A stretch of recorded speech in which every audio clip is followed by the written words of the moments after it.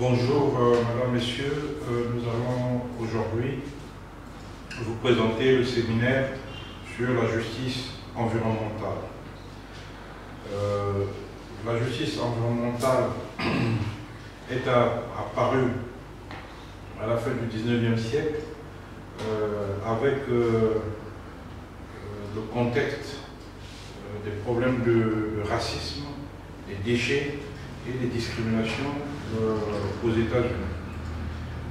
Dès 1820, l'idée de justice environnementale est née aux États-Unis, mais est devenue mieux structurée à la fin des années 70. Elle a permis de désigner à la fois les inégalités dans l'exposition aux risques environnementaux, notamment les déchets, les inondations, les pollutions, et la mise à l'écart des minorités raciales dans la conception et la mise en œuvre des politiques environnementales au plan local et national. Au départ, il s'agit d'un mouvement citoyen qui vise à dénoncer la pratique consistant à déverser les déchets chimiques et urbains dans les quartiers afro-américains pauvres.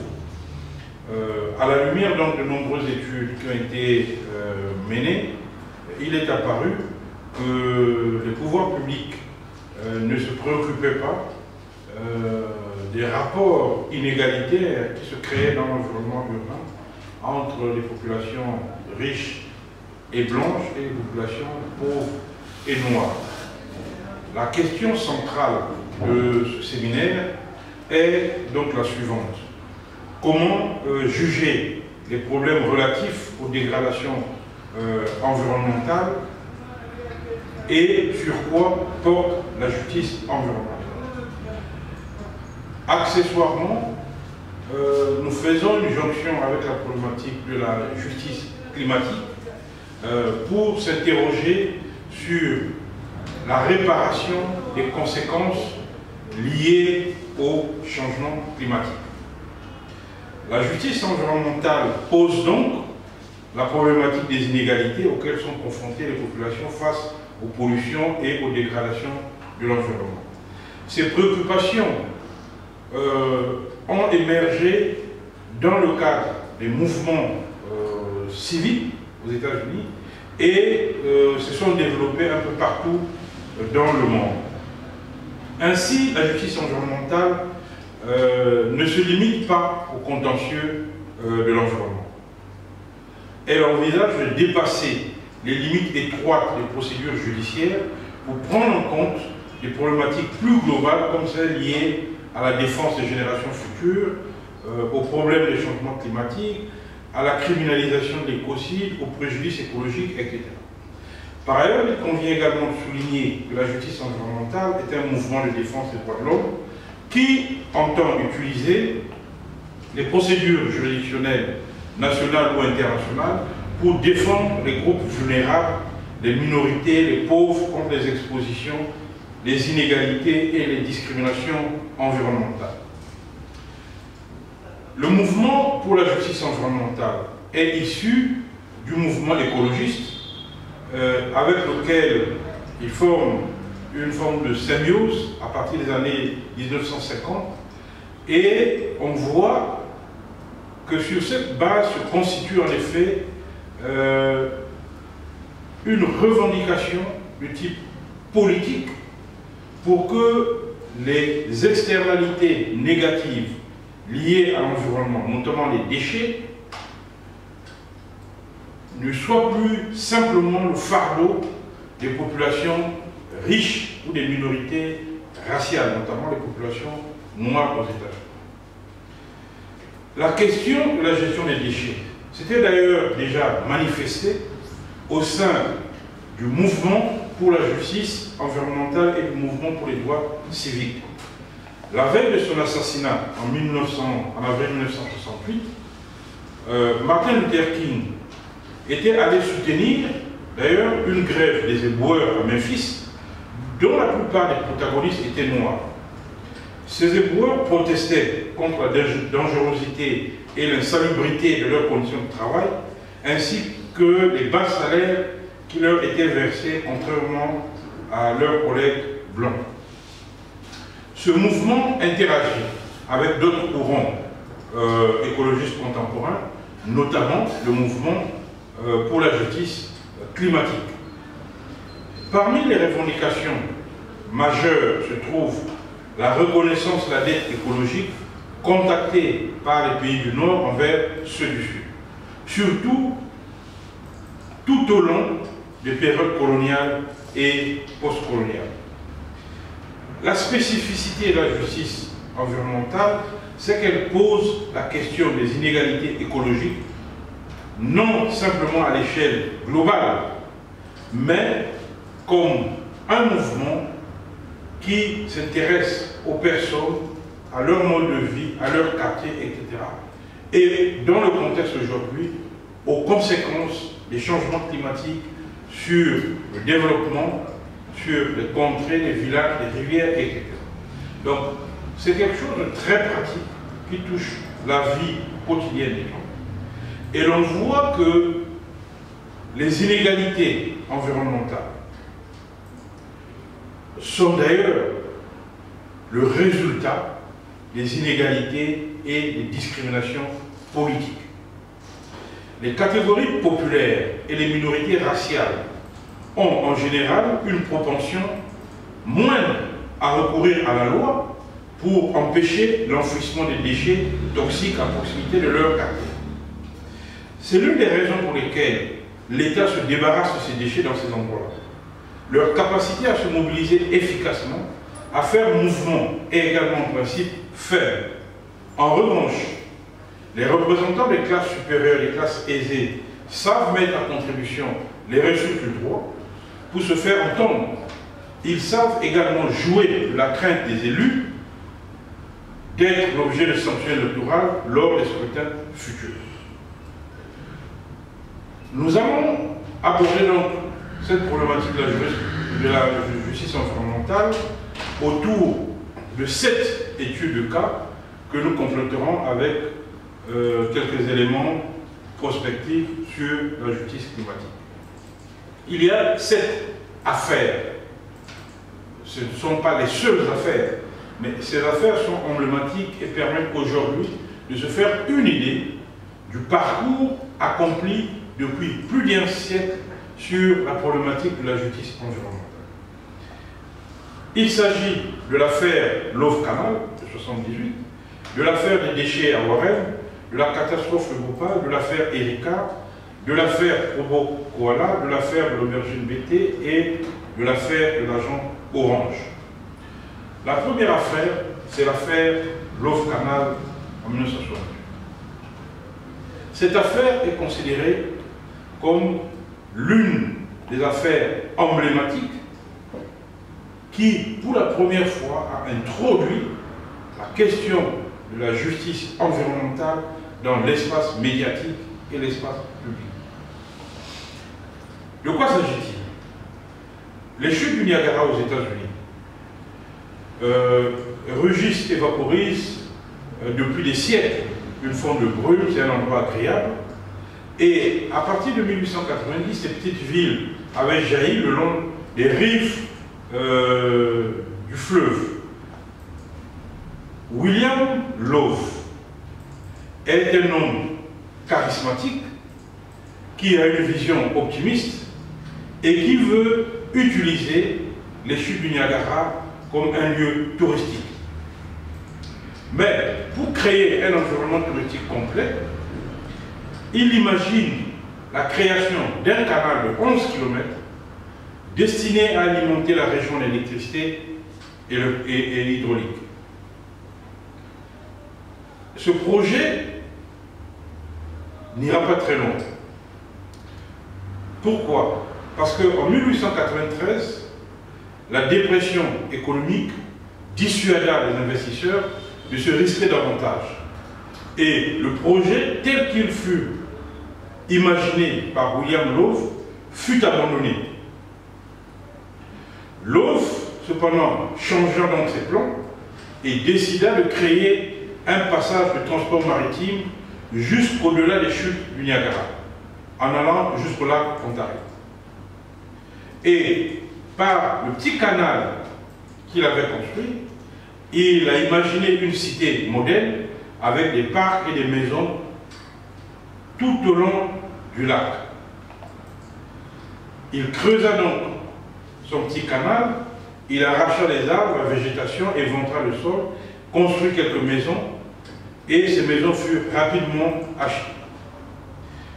Au lieu de 11 km le canal prévu, il a construit à peine 1,6 km de canal avec 15 mètres de large et à peu près 12 mètres de profondeur. Voilà ce qu'on appelle le canal Love. Avec le temps, le canal donc se remplit d'eau et devient un endroit agréable pour les populations environnantes. Mais avec la crise, ce rêve de Love va s'estomper. En 1920, la ville de Niagara Falls utilise donc le canal désormais comme une décharge. Puis, en 1940, donc il n'y a plus d'eau, le canal est asséché. Puis, en 1940, c'est l'armée américaine qui déverse les déchets dans le canal et les oublie. Les années passent, l'environnement s'urbanise et en 1942, le gouvernement accorde une autorisation à la Hooker Electrochemical Company pour compléter ce qu'on peut appeler l'œuvre de l'armée américaine, à savoir jeter encore des déchets dans le bout de canal de 1,5 km presque, créé par M. Love. Jusqu'en 1953, la Hooker va déposer dans ce canal près de 21 000 tonnes de déchets toxiques, des pesticides, des hydrocarbures, du chlore, etc. Puis, la société Hooker oublie ces déchets. Quelques années plus tard, parmi les populations environnantes, on commence à voir apparaître des maladies, cancers, etc. Le docteur Mobbs suspecte que le canal pourrait avoir quelque chose avec ces maladies. En 1953, on finit par refermer le canal et on le recouvre de terre. Puis la végétation prend pied, se met à pousser et finit par ensevelir tout le canal et faire oublier à tous les déchets qui ont été enfouis dans ce canal. Avec les années qui passent, la ville de Niagara Falls a besoin de terrains pour construire des écoles, des hôpitaux, etc.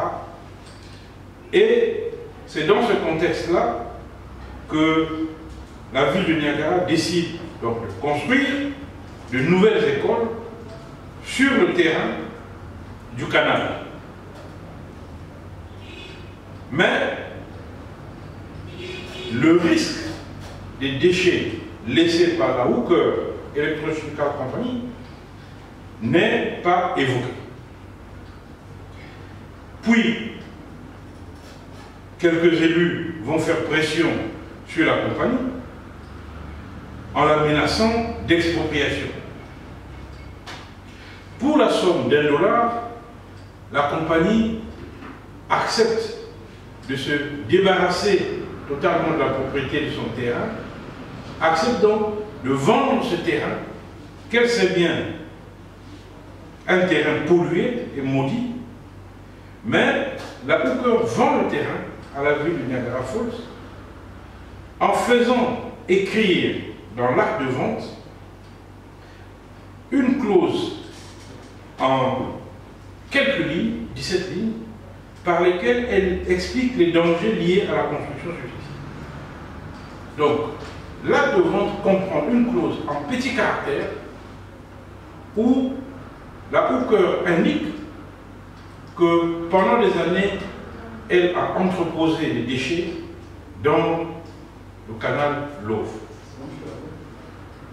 La ville rachète le canal et construit donc les écoles, etc. Mais au moment de la construction, l'architecte déjà est sceptique. Il recommande à la ville de Niagara Falls de ne pas construire à cet endroit. Et il déconseille que les ouvriers puissent y travailler. Il n'est pas écouté. Et les ouvriers finissent par découvrir 2 conteneurs de déchets. Mais malgré cela, la ville de Niagara Falls demande simplement qu'on déplace légèrement le site de l'école et le terrain de jeu. Ce qui fait que pendant des années, l'école reçoit plus de 400 petits-enfants qui vivent quasiment quotidiennement sur le site pollué. Puis, un jour, le terrain s'effondre, exposant d'autres conteneurs toxiques qui, lors des pluies, se remplissaient d'eau au même endroit où les enfants aimaient jouer. Malgré ces alertes, la ville décida de construire une seconde école sur le même terrain. Puisque la ville était en expansion, personne n'imaginait que les déchets qui étaient enfouis pouvaient causer quoi que ce soit. Et la ville d'ailleurs revendit une partie du terrain qu'elle n'utilisait pas aux nouveaux arrivants pour que les nouvelles familles qui s'installaient à Niagara Falls puissent construire leur logement. Les gens se sont mis donc à construire sur le site du Love Canal. Mais en creusant pour faire des égouts, on finit par briser le paroi du canal. Et les déchets qui étaient contenus par les murs du canal sortent donc du canal et se répandent dans le sol, s'échappent partout. Et à partir de cet instant, c'est l'ombre de la mort qui plane sur Niagara Falls. Les populations commencent à constater l'apparition des flaques d'un étrange aspect huileux dans leur jardin. Des odeurs pestilentielles se font sentir dans certaines zones de Niagara Falls où il y avait des jardins, des plantations, plus rien ne pousse. Dans les caves des maisons, on voit apparaître une substance noire et épaisse. Puis du phosphore commence à remonter à la surface et les enfants qui rentrent de l'école sont brûlés par des agents toxiques provenant du canal. En 1976, une pluie très forte finit par créer des inondations et tous les déchets désormais envahissent la ville de Niagara Falls. Alertés par les journalistes, la nouvelle fait la une des éditions télé. Et un reporter qui en fait quasiment une obsession décide de faire porte à porte dans la ville de Niagara Falls pour s'enquérir des conséquences de cette pollution. Il découvre alors avec stupéfaction que depuis des années, ces populations sont contaminées. Il y a dans beaucoup de familles des bébés mal formés, avec des gros pieds, gros têtes, des bras, mains, etc. Une grande partie des femmes dans la ville de Niagara Falls ont fait des fausses couches. Il y a des gens qui ont de l'épilepsie, de l'asthme, problèmes urinaires, des leucémies, bref. Finalement, après cette enquête approfondie, le journaliste Michael Brown, dans son reportage, fédère les populations et leur demande de se regrouper et de protester. Ce que les populations vont faire, notamment deux mères de famille qui finiront par tourner un film autour de cette affaire, Karen Schroeder et Louis Gibbs, dont les enfants étaient contaminés. La société Hooker et certains membres du gouvernement firent obstinément la sourde oreille. La société déclara que rien ne prouvait sa responsabilité, puisque les résidents ne pouvaient pas affirmer que ce qui les rendait malades était produit par ces anciens déchets. Mais le responsable des services de santé de l'État de New York reconnut le danger, puis conseilla aux résidents qui étaient encore de vendre leurs biens pour aller s'installer ailleurs, de ne plus manger les légumes et les fruits de leur jardin, et aux femmes enceintes et aux enfants de moins de 2 ans, il leur demanda de quitter immédiatement leur maison. Mais le maire de la ville continua de clamer que tout allait bien, soutenu par les politiciens locaux qui ne voulaient pas voir s'effondrer les prix de l'immobilier dans la zone.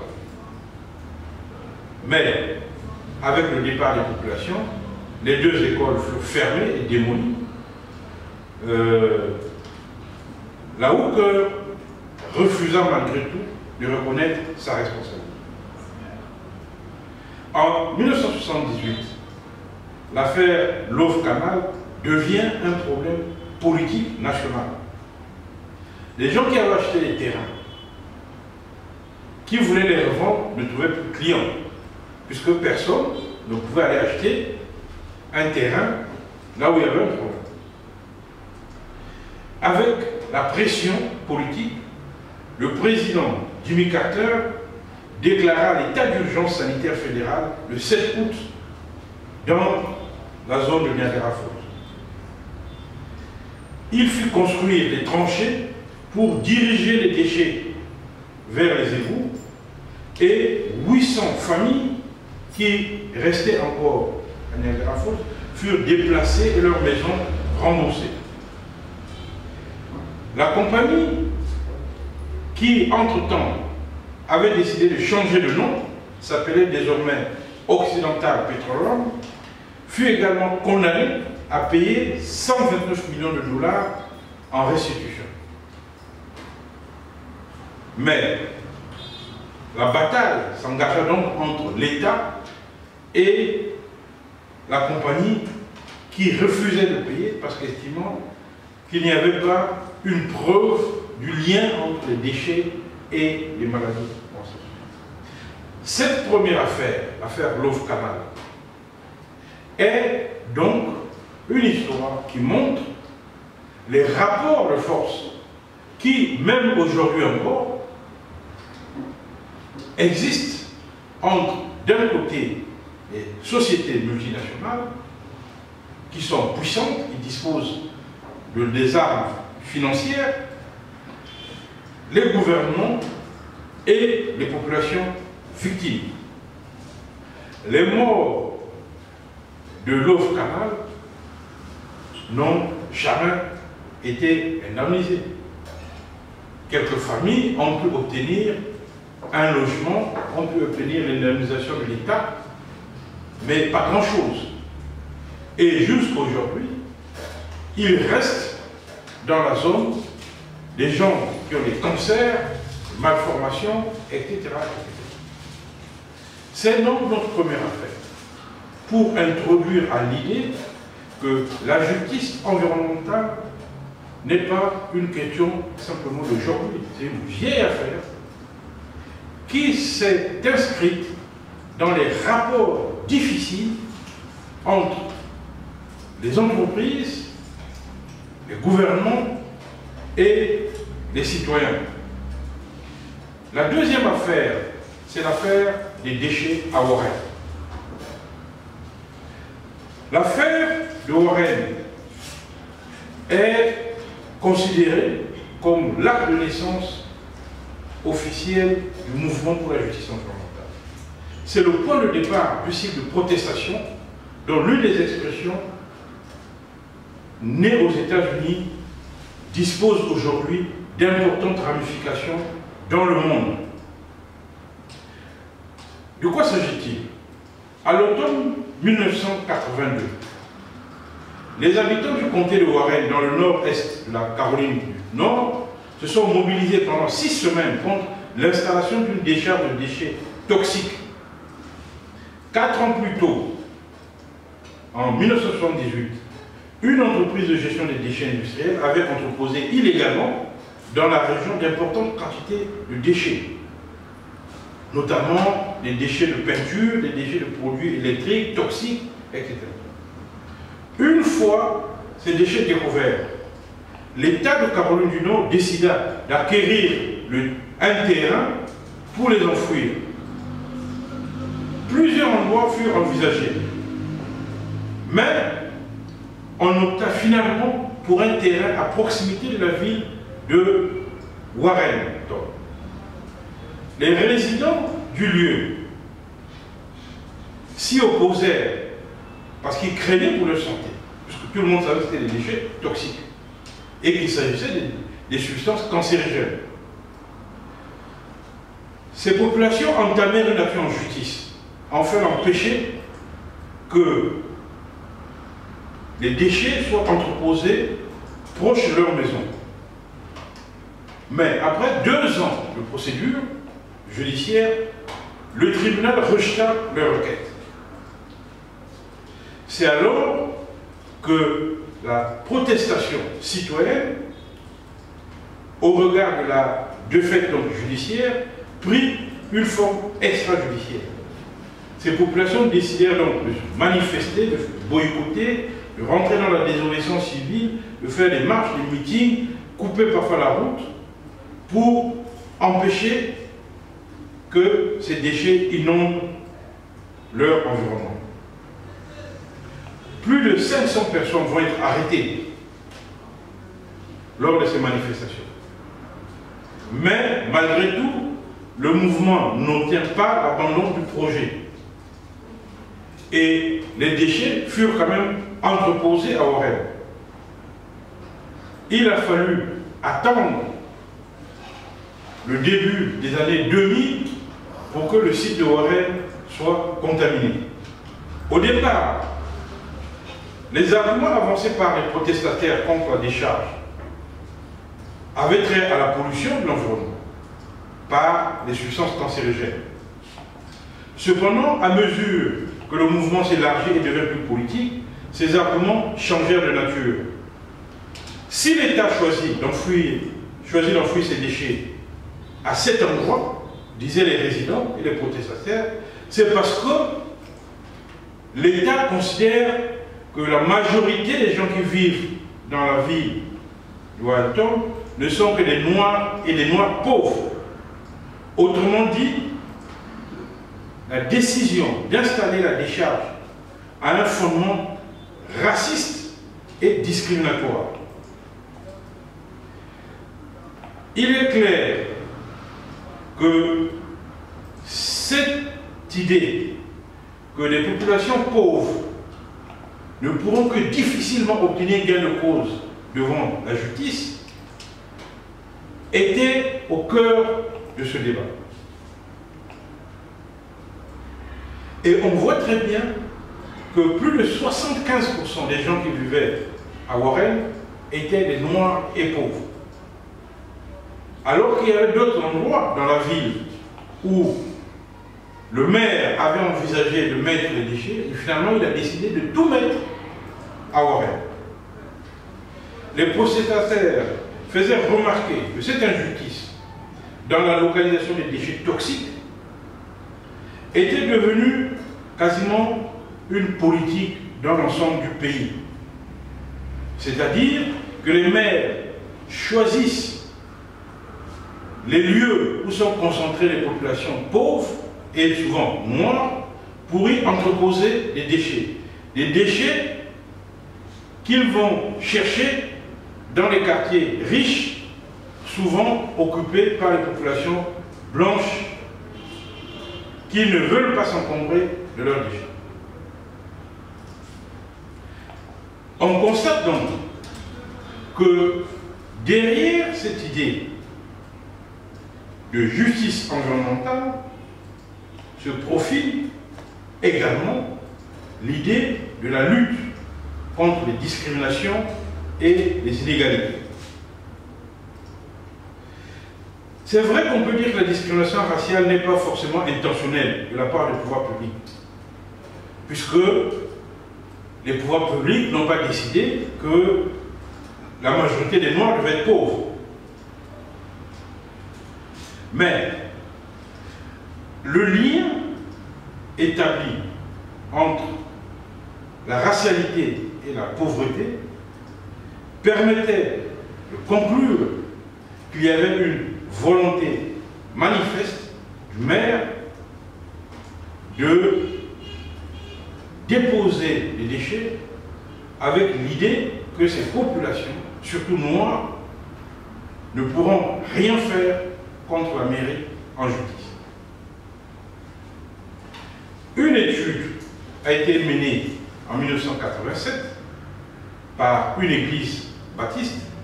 L'étude a mis en évidence l'existence de ce qu'on va appeler dans le rapport un racisme environnemental. Cette étude établit pour la première fois ce que les manifestants avaient observé sur le terrain, c'est-à-dire que la race est un facteur explicatif et dans bien de cas le facteur principal de la localisation des déchets toxiques aux États-Unis. Et l'étude pose le problème de façon crue en disant si vous voulez savoir où un stock de déchets donné a le plus de chances d'être enfoui, demandez-vous où vivent les Noirs, les Hispaniques, les Amérindiens et les autres minorités raciales pauvres. Demandez-vous par la même occasion où se trouvent les quartiers pauvres. Cette étude a mis en exergue ce que les manifestants disaient déjà lors de leur marche. Malgré tout, cette discrimination est restée pendant de nombreuses années. Toutes les plaintes portées par ces populations devant les juges étaient systématiquement rejetées, ou parce qu'il y avait un problème de procédure, ou il y avait telle pièce qui manquait. Bref, on demandait à certains de prouver que leur cancer avait un lien avec les déchets. Certains leur reprochaient d'avoir été fumeurs avant même l'arrivée des déchets. Bref, il a fallu donc attendre février 1994 pour que le président Bill Clinton signe un décret, l'Executive Order 12898, qui fait donc de la justice environnementale un objectif des politiques publiques à l'échelon fédéral. Ce décret de Bill Clinton oblige l'État à lutter contre les inégalités environnementales partout où elles affectent les plus démunis et les minorités raciales. Et mandat a été donné à l'Agence gouvernementale pour la protection de l'environnement en 1995 de se préoccuper de cette question. Celle-ci a déclaré dans un rapport qu'aucun groupe social, racial ou ethnique ne doit supporter une part disproportionnée des nuisances écologiques. Autrement dit, ces dernières doivent être reparties aussi équitablement que possible. Elle affirme aussi que tous les secteurs de la société doivent être partie prenante dans la mise en œuvre des politiques environnementales aux différents échelons de l'État. Mais ces préconisations, pour l'essentiel, et à ce jour, sont restées lettres mortes. C'est vrai que la législation américaine en la matière tend à neutraliser les inégalités environnementales, à les présenter comme des conséquences inévitables du développement économique, dont il conviendrait simplement de repartir moins injustement l'impact. Alors que, de son côté, le mouvement pour la justice environnementale adopte à l'égard de ces inégalités une attitude moins complaisante.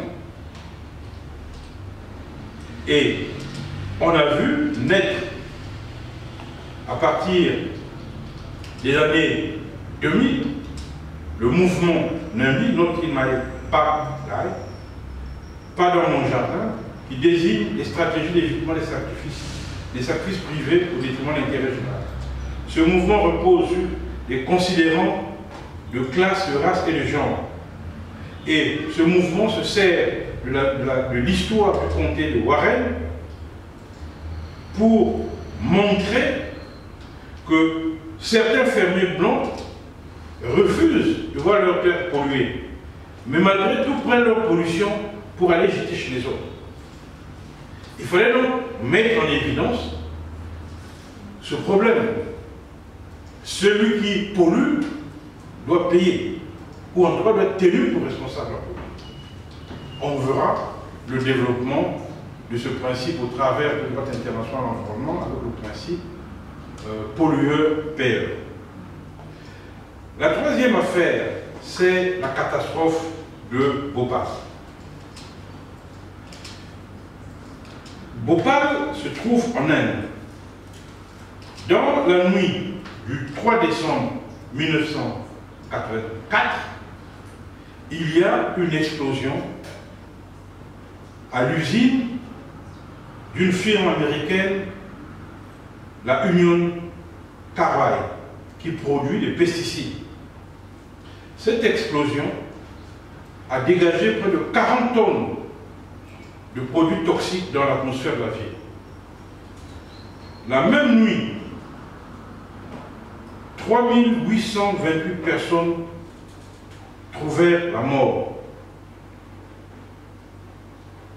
Et le bilan global, quelques années plus tard, s'éleva à 7575 personnes qui trouvèrent la mort à cause de l'explosion de Bhopal. Les associations de victimes pensent que ce chiffre a été minoré.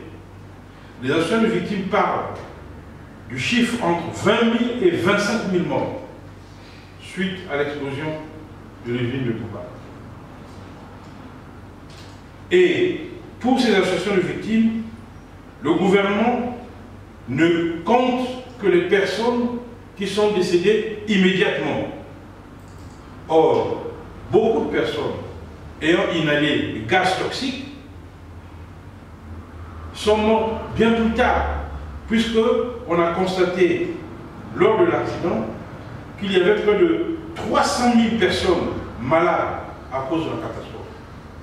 Certaines personnes sont restées 3 mois, 4 mois, 5 mois, voire une année malades, puis sont mortes. Mais le gouvernement ne les considère pas comme les morts de Bhopal. Et d'ailleurs, lorsque ces victimes, par la suite, viennent réclamer leurs droits, on leur demande déjà de prouver qu'ils étaient à Bhopal le jour de l'accident. Deuxièmement, de prouver s'il y a un lien entre ce qui s'est passé à Bhopal il y a plusieurs mois et leurs problèmes de santé. Et qu'est-ce qui prouve qu'entre-temps, ils n'ont pas eu autre chose qui n'a rien à voir avec Bhopal. Le PDG de l'entreprise, un Américain, Warren Anderson, a été accusé de mort par négligence à cause de cette catastrophe. Il a fui, il a été déclaré fugitif par la justice indienne le 1er février 1992. Puisque, convoqué à la cour, il a fui, il ne s'est pas présenté. Malgré les mandats d'arrêt lancés contre lui, il n'a jamais été arrêté et il est décédé tranquillement en 2014 aux États-Unis. Il n'a jamais été inquiété par la justice. Mais, sur le plan civil, le drame de Bhopal va donner lieu à deux procédures distinctes. La première procédure, c'est l'affaire l'État du Madhya Pradesh contre l'UCIL, l'UCC et le gouvernement. L'UCIL, c'est la filiale, l'UCC, c'est Union Carbide Corporation. Donc, l'État du Madhya Pradesh, c'est l'État où se trouve Bhopal. La deuxième affaire liée à cette catastrophe, c'est l'affaire du gouvernement indien contre l'UCIL, l'UCC et contre le gouvernement des États-Unis. Ce sont deux affaires distinctes. Le 12 mai 1986, le juge Kennan décide que l'affaire ne peut pas être jugée aux États-Unis, puisque cet accident s'est passé en Inde avec des Indiens, etc. Ça n'a rien à voir avec ça. Dès le 8 août 1986, Union Carbide annonce, donc la société mère, annonce sa ligne de défense.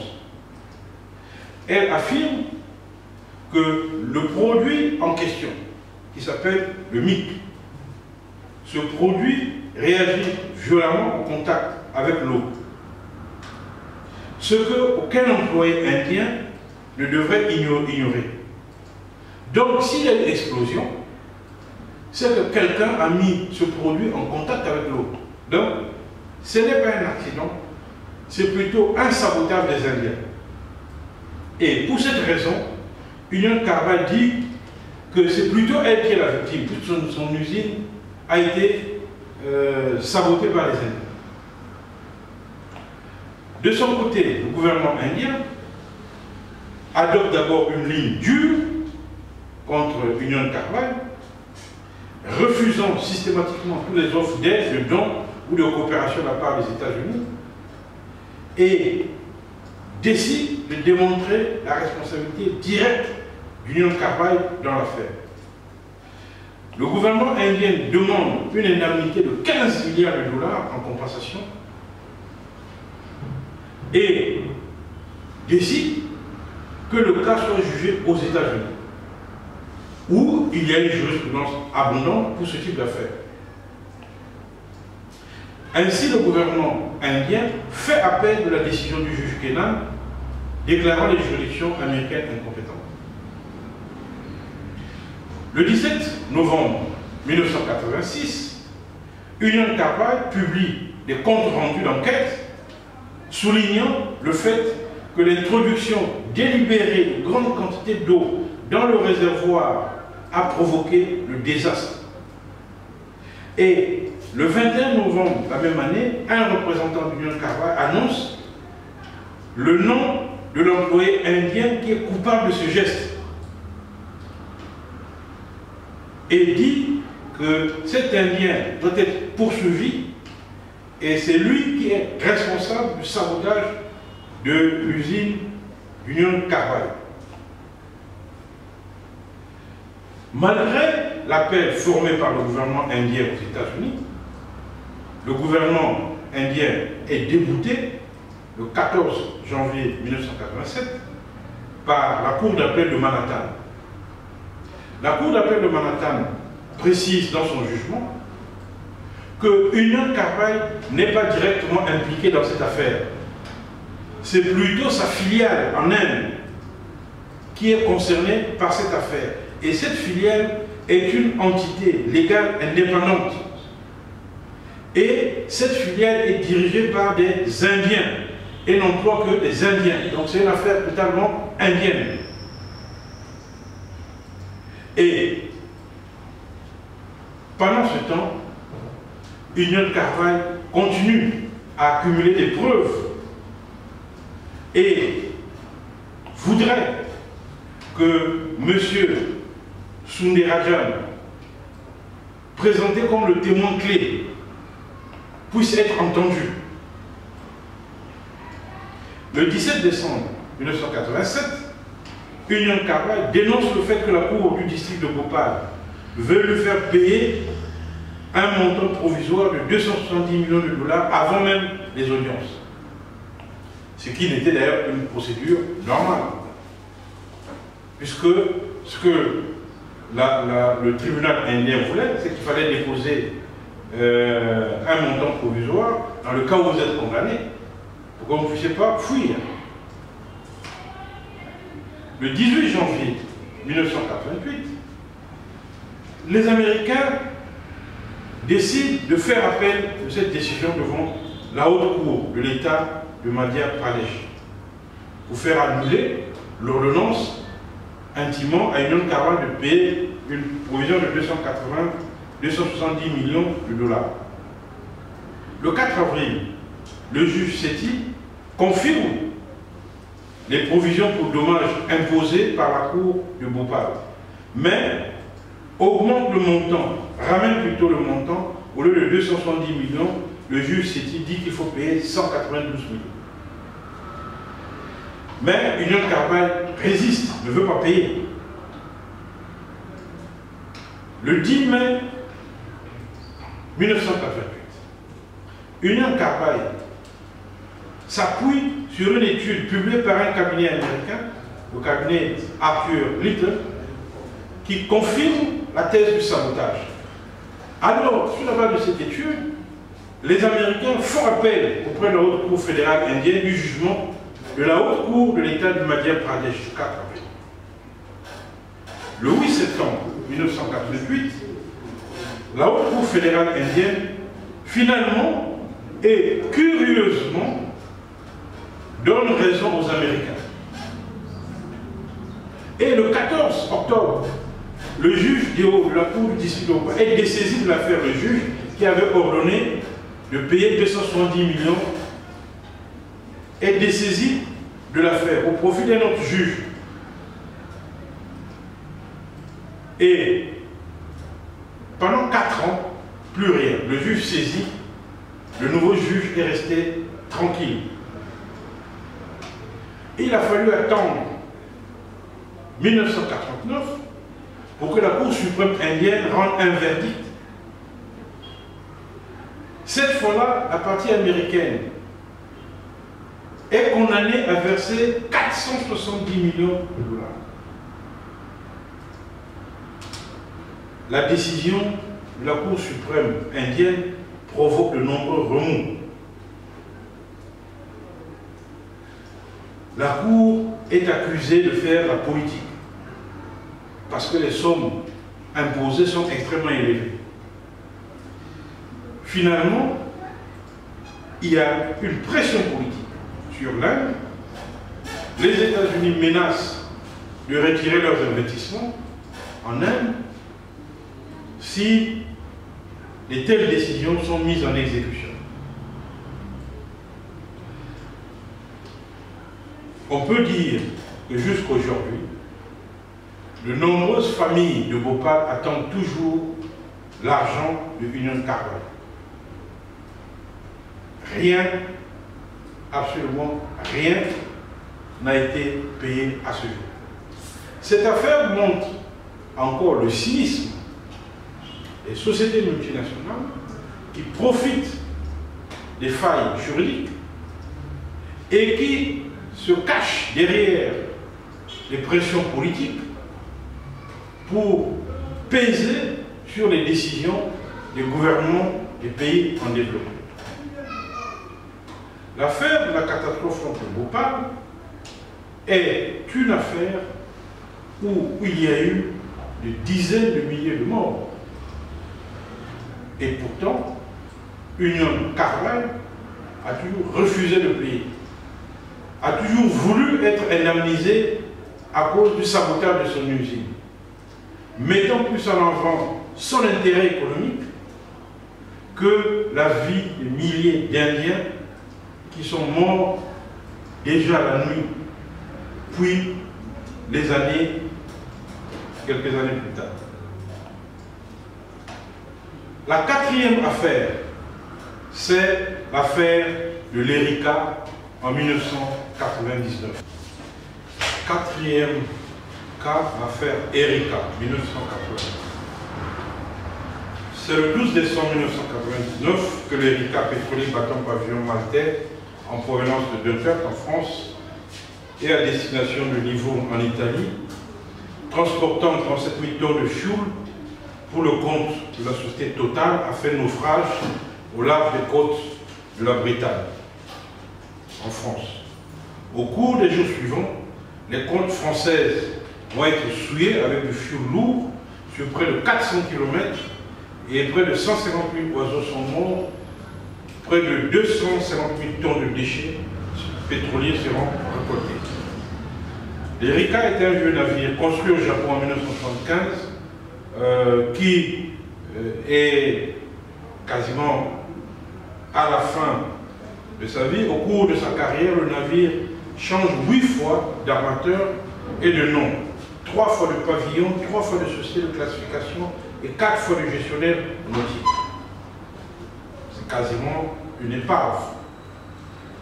Dans son rapport de 2006, l'INRA évalue le préjudice écologique à 371 millions d'euros, en précisant qu'il s'agit d'une estimation basse.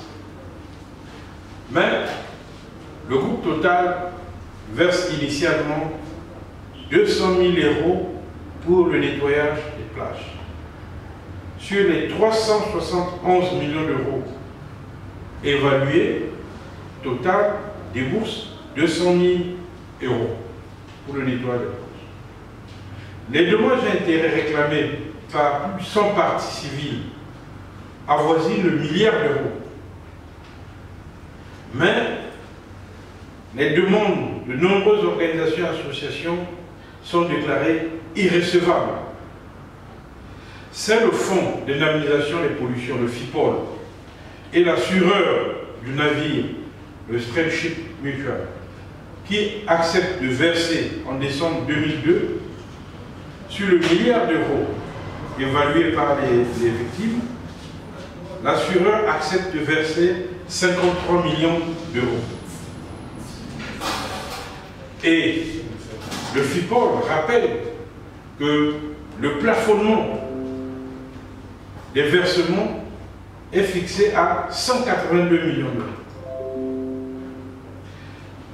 Le FIPOL a engagé des poursuites contre tous les acteurs de l'accident, le propriétaire, l'armateur, l'assureur, l'affréteur, la société de qualification. Le procès débute le 12 février 2007 afin de tenter d'identifier les responsabilités des diverses parties prenantes.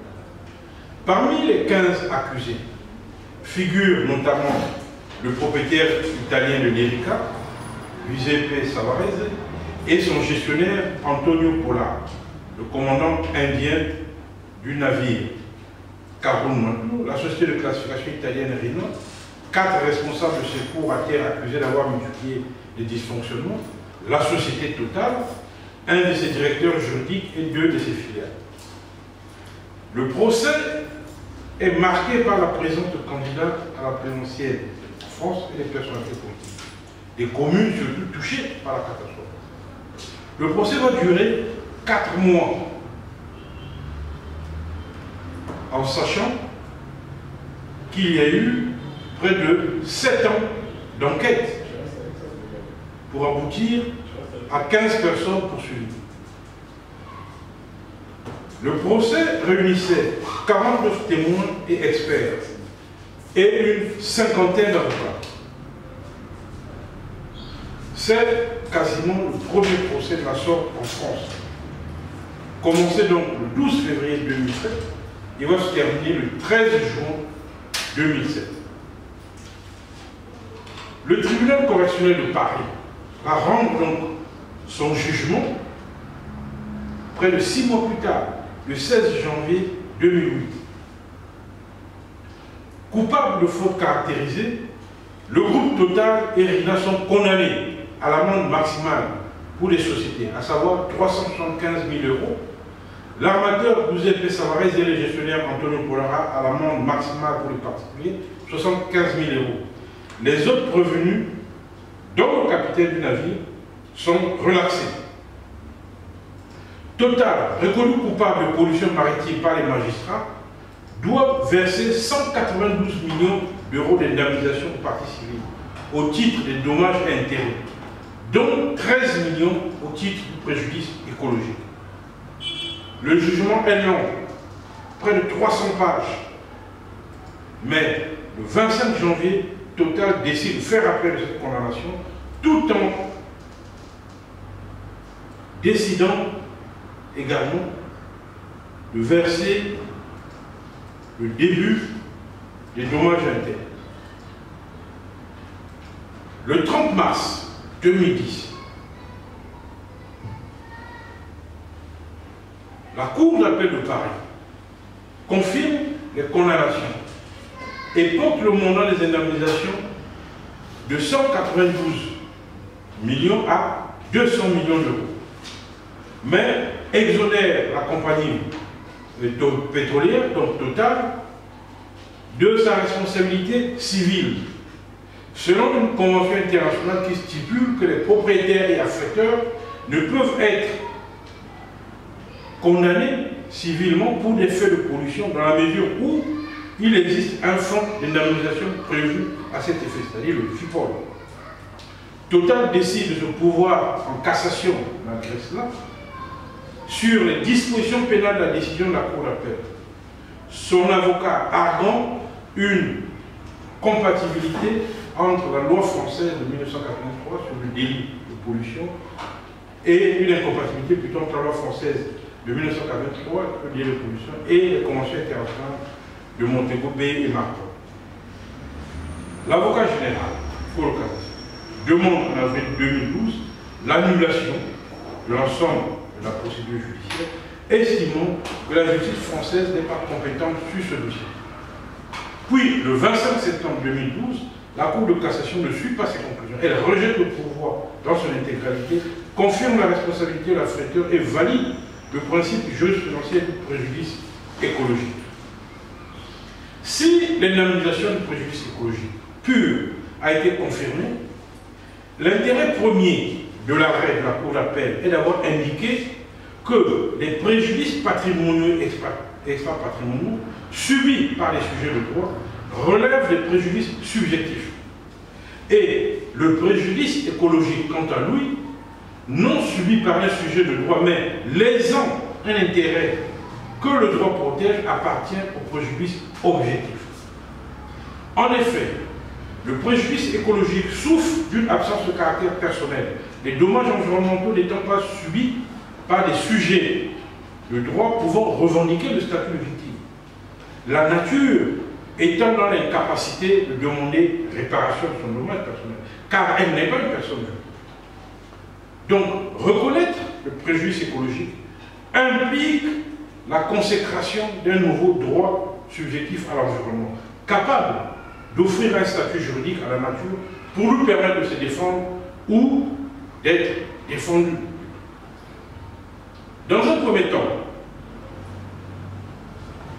par l'existence même de ce préjudice écologique, la Cour de cassation reconnaît son autonomie par rapport au préjudice personnel et subjectif des associations et des collectivités demandeurs à l'action. Il est donc clairement consacré un préjudice distinct du préjudice personnel subi par le titulaire de l'action. La seconde consécration est celle de son caractère réparable par les règles de la responsabilité civile, en dépit de son caractère objectif. Effectivement, le moyen de pourvoi qui consistait à dénoncer l'absence de caractère personnel de ce préjudice objectif se voit également écarté par la chambre criminelle. Mais cependant, la confusion entre le dommage écologique et le préjudice moral des parties civiles est manifeste. Ainsi, le problème n'est peut-être pas celui de la reconnaissance du préjudice écologique, mais celui de sa réparation. Cette notion de préjudice écologique ne trouvait jusqu'alors aucun fondement juridique certain. C'est pourquoi l'Assemblée nationale française a adopté le 17 mars 2016 le projet de loi pour la reconquête de la biodiversité, de la nature et des paysages. Et le Code civil dispose désormais, le Code civil français dispose désormais, dans son titre 4 ter, de la réparation du préjudice écologique. Et il y a un nouvel article 1386, alinéa 19.1, qui dispose « est réparable dans les conditions prévues au présent titre le préjudice écologique résultant d'une atteinte non négligeable aux éléments ou aux fonctions des écosystèmes ou aux bénéfices collectifs tirés par l'ordre de l'environnement. » La nouvelle version du texte permet un large recours à la justice, comme en dispose d'ailleurs l'alinéa 2 du même article 1386-19. L'action en réparation du préjudice écologique est ouverte à l'État ainsi qu'à toute personne ayant qualité et intérêt à agir. On voit donc que le préjudice écologique sera réparable, en priorité en nature, autrement dit par la remise en état du milieu dégradé. En cas d'impossibilité, le responsable versera des dommages et intérêts qui serviront à la remise en état de l'environnement ou à défaut à sa protection. Concernant les dommages et intérêts, les dommages et intérêts tiendront compte pour partie des dépenses affectées pour la prévention d'une atteinte à l'environnement, et notamment dans le cadre du principe pollueur-payeur. Concernant la prescription, un article 2226 alinéa 1 prévoit que l'action en responsabilité tendant à la réparation du préjudice écologique se prescrit par 30 ans à compter du jour où le titulaire de l'action a connu ou aurait dû connaître la manifestation du préjudice. Donc 30 ans à partir du moment où on a connaissance du préjudice. Cette affaire a constitué une révolution juridique et a permis non seulement de confirmer le principe pollueur-payeur, mais a également consolidé l'idée émergente du préjudice écologique, qui a donc trouvé une assise dans le Code civil aujourd'hui. La leçon à tirer de l'affaire Erika est que, malgré le fait qu'il s'agissait d'une firme multinationale, puissante comme l'État, il aurait fallu le courage des juges pour ne pas se laisser berner par les arguments fallacieux. Et ainsi a été consacré un principe majeur de protection de l'environnement.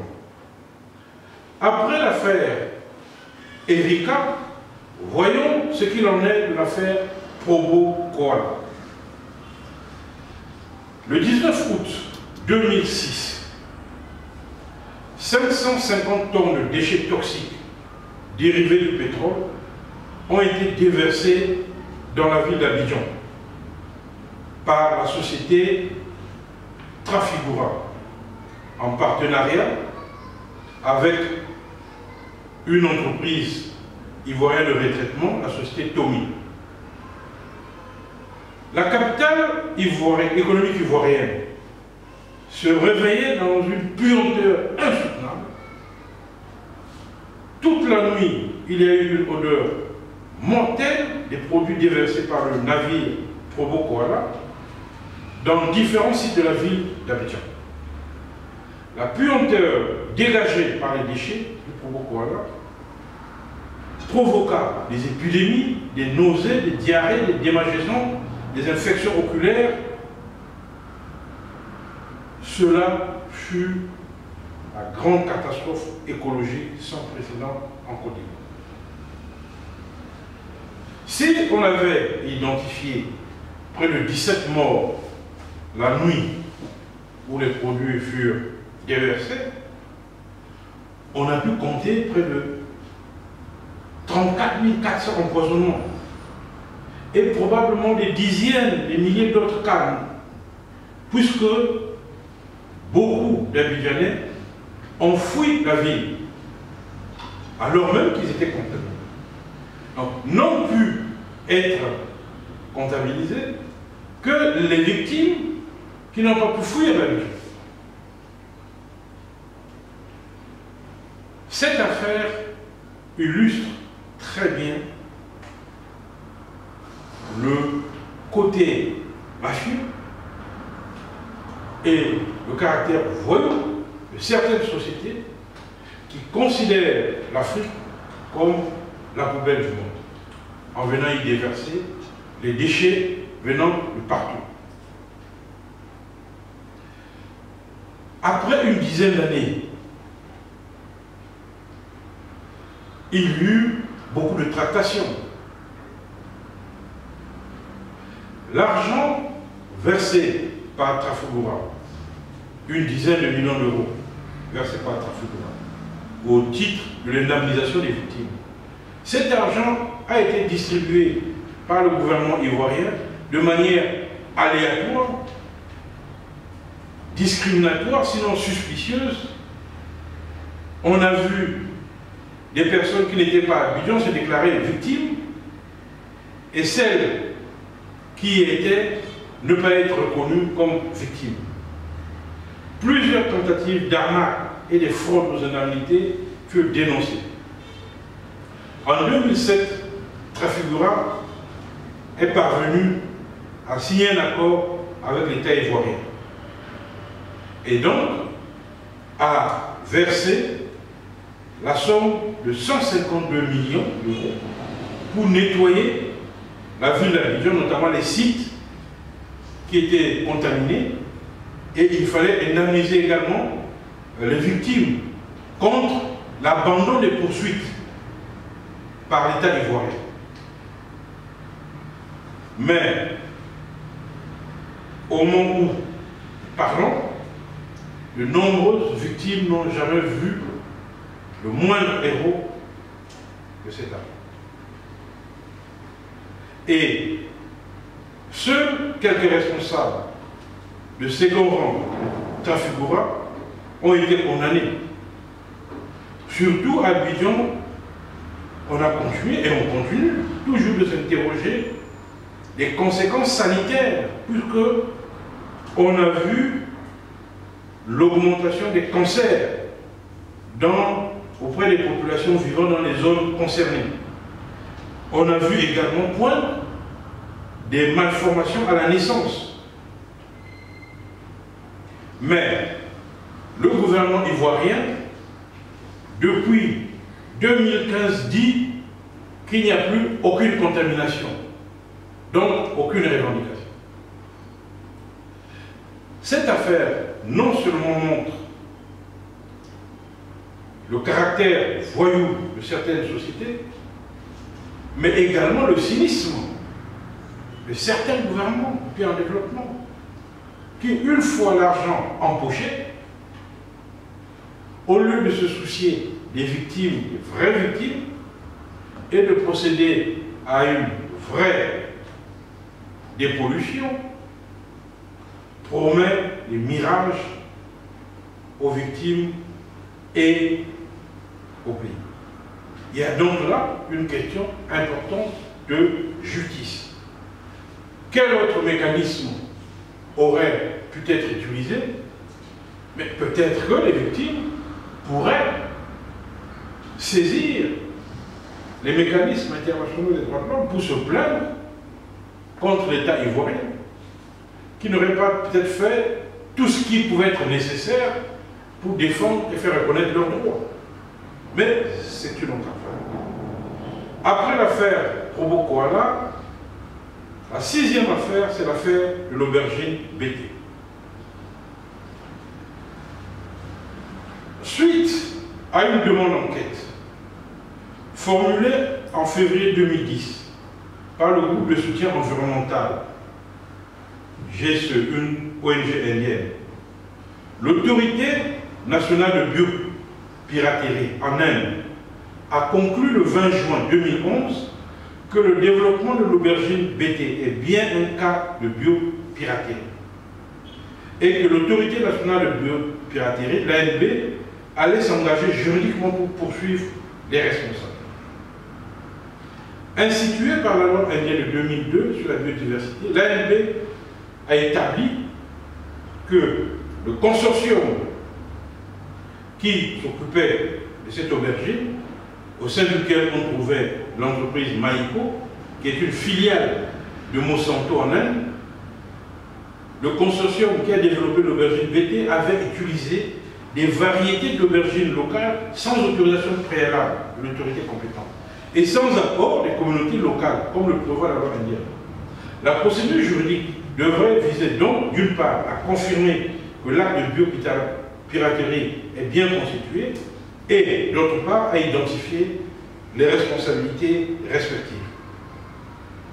Les structures visées, en premier lieu, sont Maïko, Monsanto, qui possède 26% de Maïko et qui a fourni le produit transgénique inséré dans l'aubergine, puis l'Université des sciences agricoles de Darwin, qui bénéficiait du soutien de l'USAID, donc l'Agence américaine d'aide au développement, et de l'Université de Cornell, à travers une structure de management.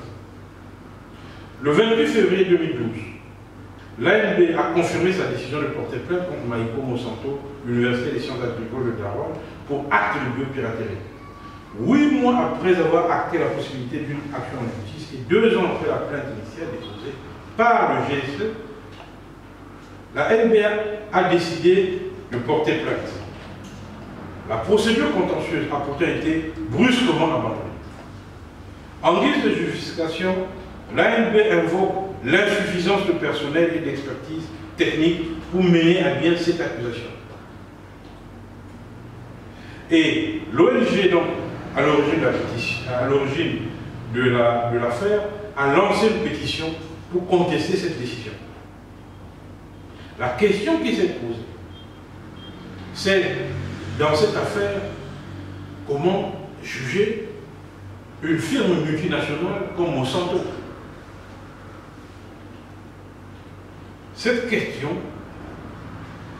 est restée d'actualité et elle reste d'actualité même aujourd'hui.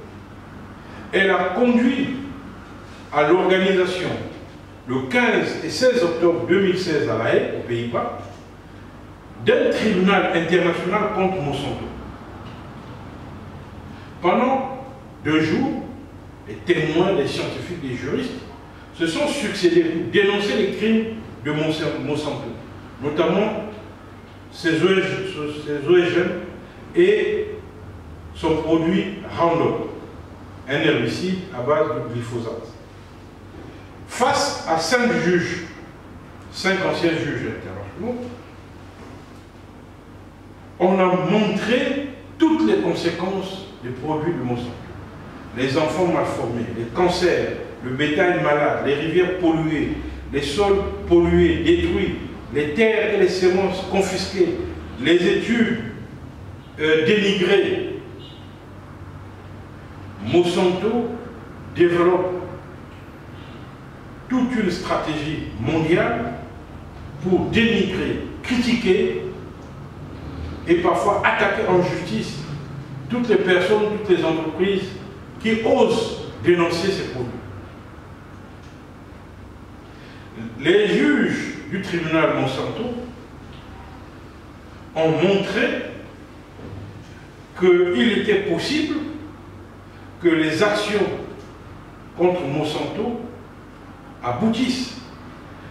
Ainsi, ils ont relevé que dans les cas qui étaient évoqués, on aurait pu parler du crime d'écocide.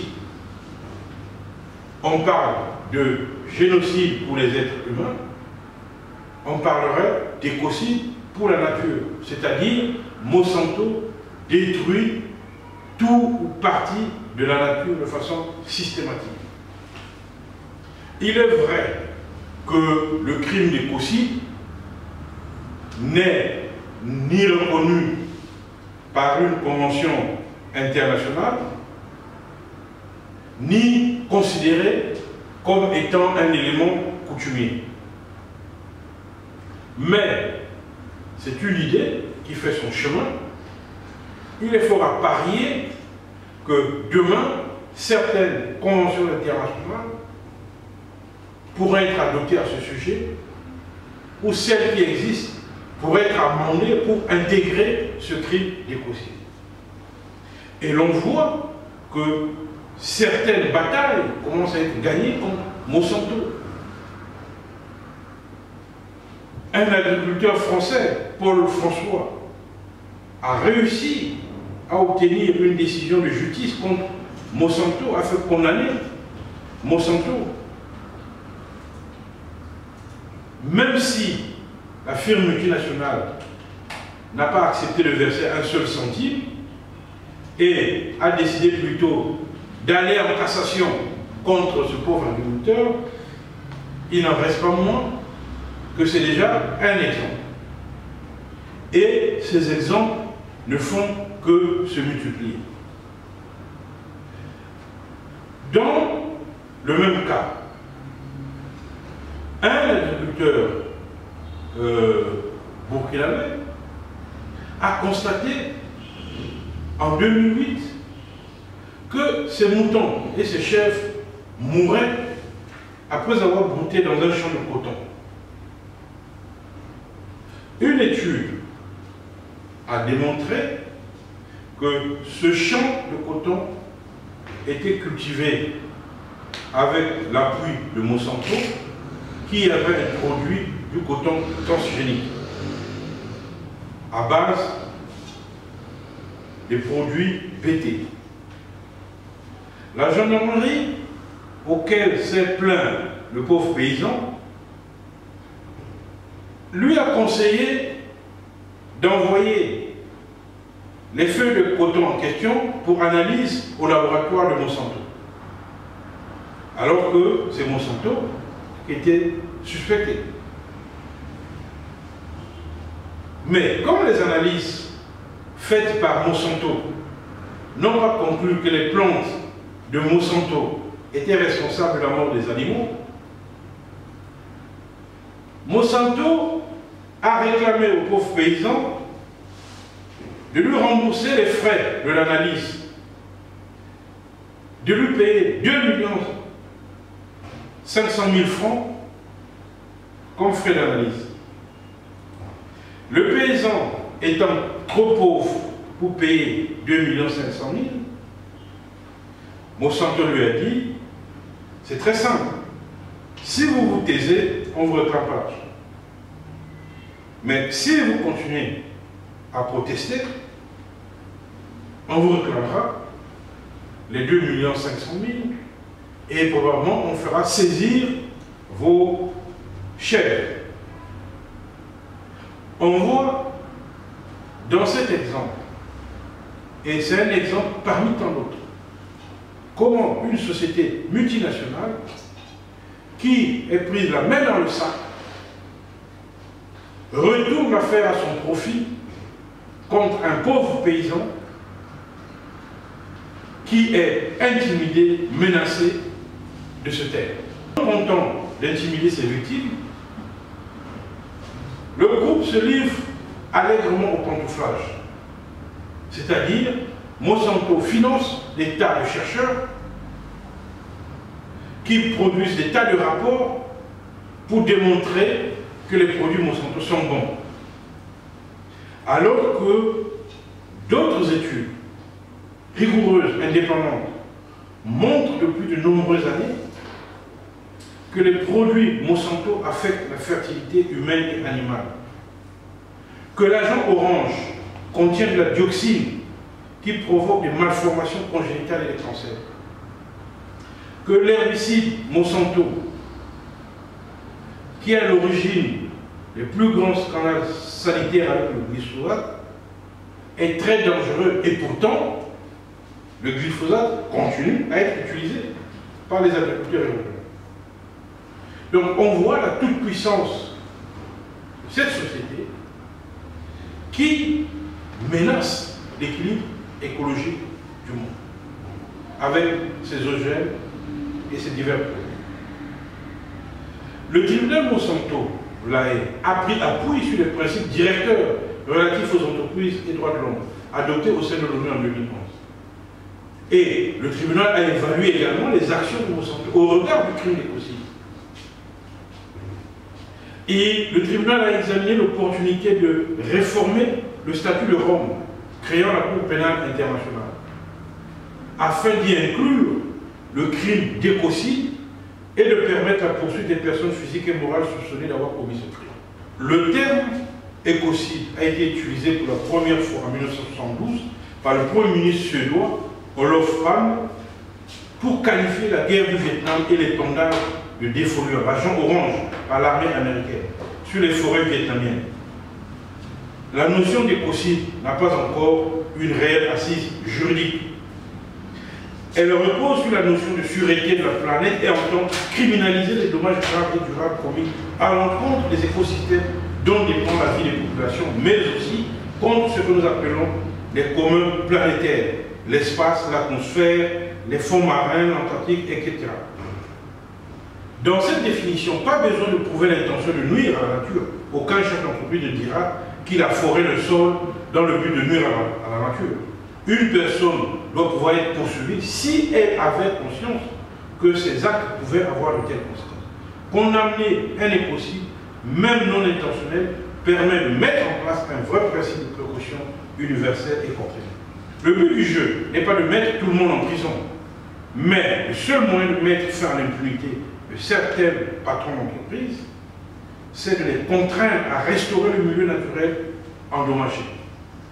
Et surtout, éventuellement, de dissoudre l'entreprise jugée trop dangereuse. Il faut parfois s'affranchir de la souveraineté nationale. On ne peut plus aujourd'hui attaquer un État pour des dommages graves commis sur son territoire par une multinationale. Et il faut que la multinationale elle-même réponde. Il est donc important que le crime d'écocide soit intégré dans le droit international. Cette affaire de l'aubergine BT a montré finalement que, à l'origine de ces problèmes environnementaux, se trouve toujours le cynisme et la pauvreté. Les jeunes Américains ont récemment attaqué le gouvernement fédéral pour avoir condamné leur avenir en ne luttant pas efficacement contre le changement climatique. La Cour suprême a rejeté leur plainte en s'estimant pas compétente. Mais, tout doucement, les choses changent. En juin, il y avait un juge des Pays-Bas, en juin 2017, a ordonné à l'État de réduire les émissions de gaz à effet de serre dans le pays, au moins de 25% d'ici à 2020 par rapport à 1990. Et ce juge a donné raison à l'ONG Urgenda, qui avait lancé l'affaire. Cette décision a provoqué un mouvement en chaîne. La Cour suprême de Lahore en Inde a depuis demandé au gouvernement pakistanais de suivre les recommandations du GIEC, le groupe d'experts intergouvernementaux sur l'évolution du climat. Et le 19 novembre 2017, l'association The Children's Trust a pour la première fois obtenu un jugement favorable à Washington, reconnaissant le droit de ces jeunes à respirer un air pur.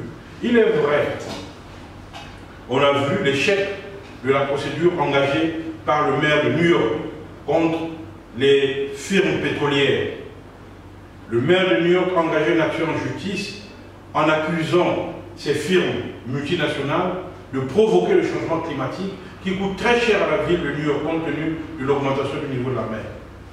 Ça a été un échec puisque le juge a rejeté la plainte. On a vu récemment que la firme multinationale Chevron, qui avait été condamnée en Équateur, a utilisé les subterfuges de l'arbitrage privé pour faire annuler la décision qui l'a condamné à payer des millions de dollars aux pauvres populations équatoriennes. Et se présente plutôt comme victime en revendiquant les dédommagements. Toutes ces affaires montrent la complexité de la justice environnementale et de la justice climatique.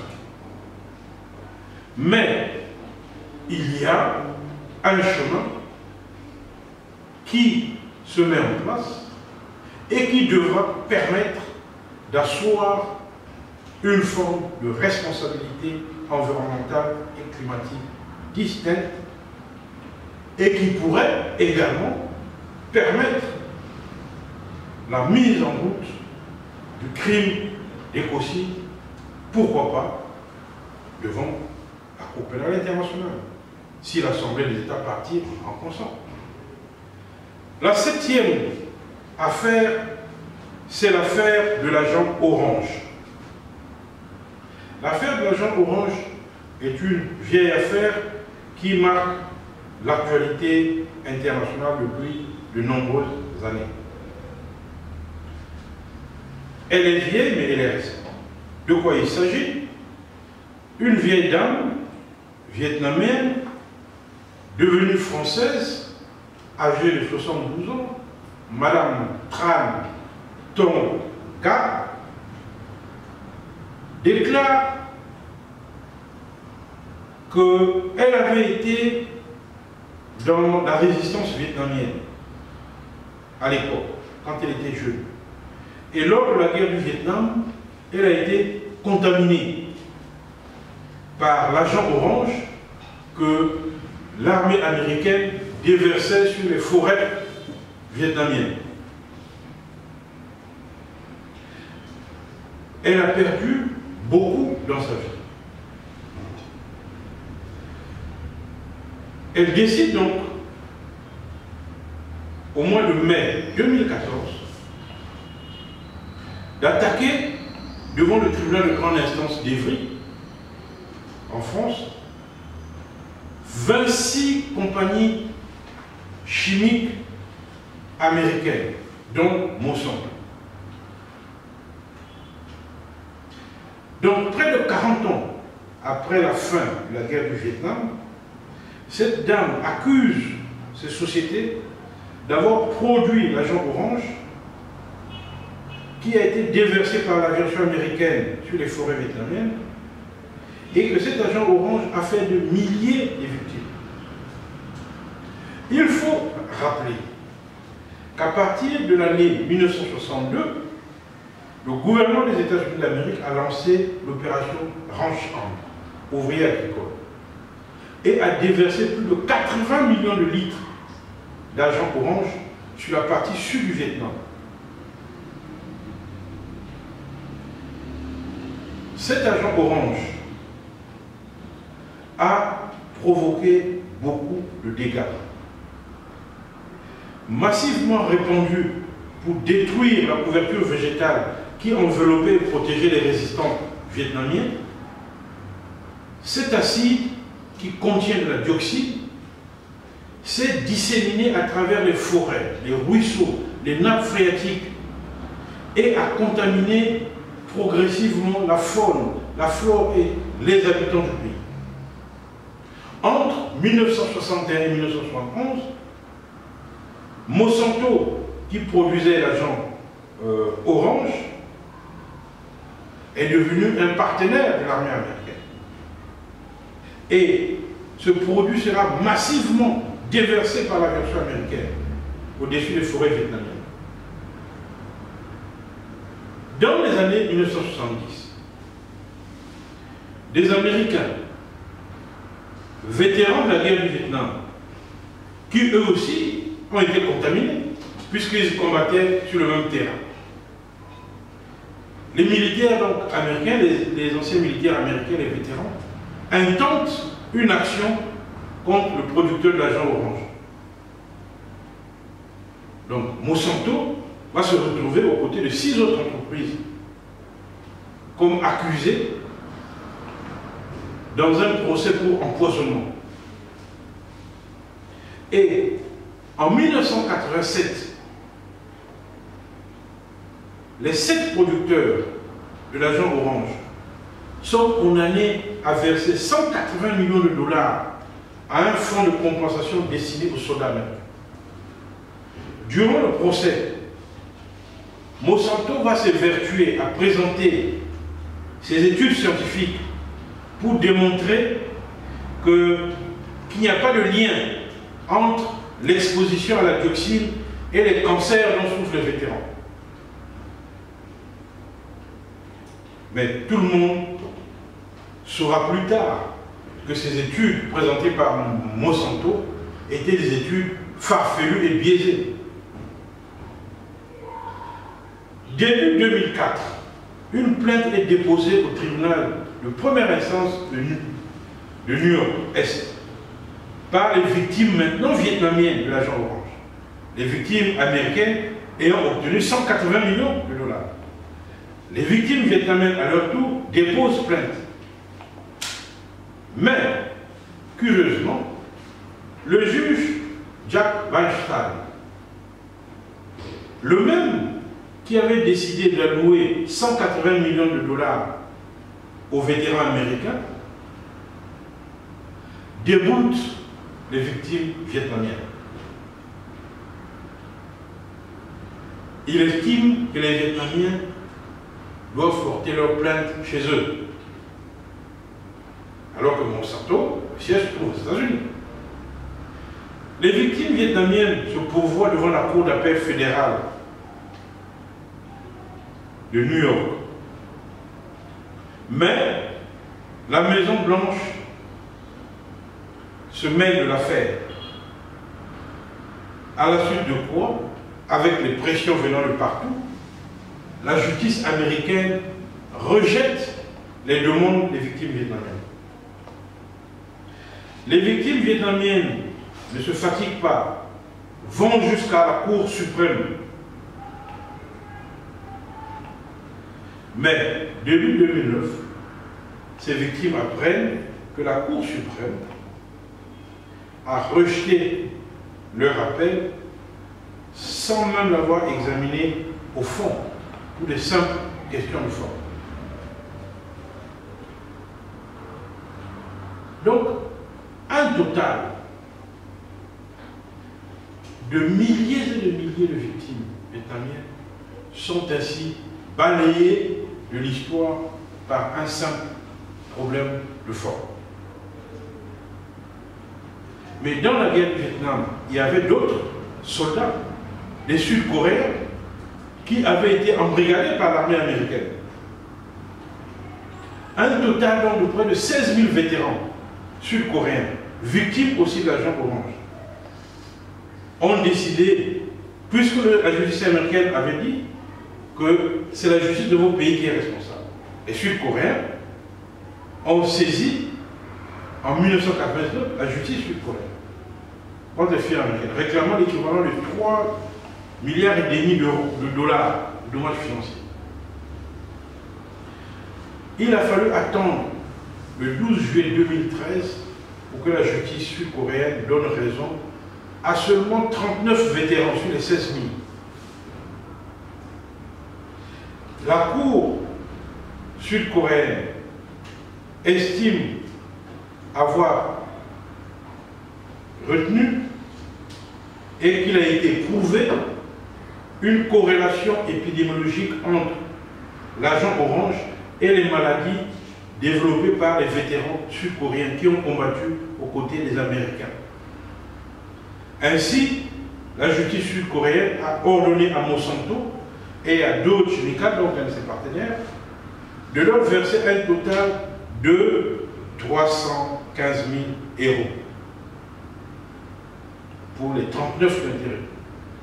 Donc, là où les victimes américaines ont reçu 180 millions de dollars, les victimes sud-coréennes ont reçu 315 000 €. La Cour suprême sud-coréenne a par la suite invalidé les décisions d'appel des autres vétérans qui estimaient que leur demande n'avait pas été prise en compte. Pourquoi reconnaître simplement 39 vétérans? Mais la justice sud-coréenne s'arrêta là, net. 39 vétérans, 315 000 € à payer, point. Affaire classique.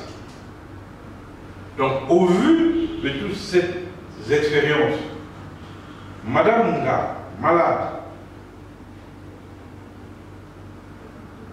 dit qu'elle ne pourra pas lâcher l'affaire. Pour elle, il ne s'agit pas d'obtenir une victoire juridique, mais il s'agit d'obtenir une leçon pour l'histoire qui devra marquer les esprits. Elle pense que son combat est un combat pour l'humanité, que ce procès n'a pas qu'une visée mémorielle, puisque Monsanto continue à s'aimer la mort dans le monde entier.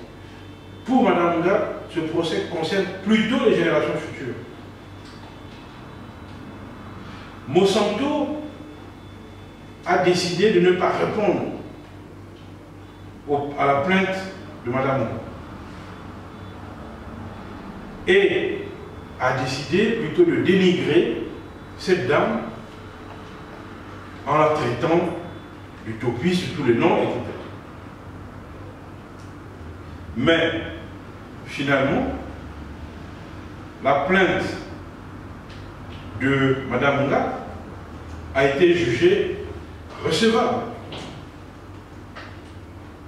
Une fois que cette plainte a été déclarée recevable, malgré la pression que ces grosses firmes internationales ont exercée sur la France et sur la justice française pour laisser tomber cette affaire, la justice a estimé qu'elle était compétente, qu'elle pouvait examiner la plainte de Madame Nga. Et que justice peut être rendue dans cette affaire. Puis, par un singulier revirement, Monsanto et les autres sociétés se décident alors de vouloir participer maintenant à l'affaire. Nous attendons l'issue de cette affaire. Pour Madame Nga, la question n'est pas son préjudice. Elle a été contaminée, elle a perdu ses enfants, elle a eu des enfants avec des malformations, etc., etc. Pour elle, son passé est passé. Son combat, c'est plutôt l'avenir. Peut-on laisser des firmes multinationales, peut-on laisser des sociétés déverser des produits toxiques, déverser des produits chimiques là où vivent les populations? Peut-on laisser les sociétés pétrolières polluer la nature, provoquer le changement climatique pour en tirer des grands bénéfices, alors que l'humanité est menacée, alors que la nature est intrinsèquement menacée par le changement climatique? Tel est le grand débat de la justice environnementale et de la justice climatique. En conclusion, nous pouvons dire, parmi les enjeux majeurs de cette justice environnementale et climatique, figure une meilleure reconnaissance des droits et de l'équité environnementale, la réduction des inégalités et la lutte contre les discriminations écologiques, une meilleure compréhension pour le respect de l'environnement, la lutte contre l'appropriation des ressources naturelles par quelques-uns au détriment des autres, la lutte contre la biopiraterie, la lutte contre les changements climatiques et la destruction de la nature. Tels sont les grands problématiques, mais également les grands défis de la justice environnementale et climatique. Je vous remercie pour votre aimable attention.